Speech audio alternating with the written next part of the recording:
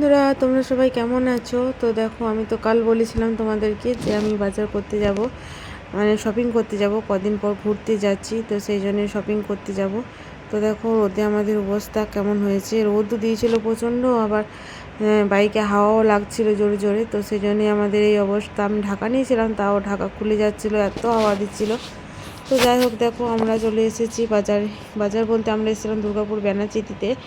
তো এখানে একটা রাস্তার উপর একটা রোডের উপরই ধরুন সব দোকানগুলো আছে। তো খুবই জ্যাম হয়, বাস গাড়ি টোটো অটো করে প্রচণ্ড জ্যাম হয়। তো আমরা অনেকক্ষণ জ্যামে থাকার পর তারপর জ্যাম ছাড়ে, তারপরে আমরা গিয়েছিলাম।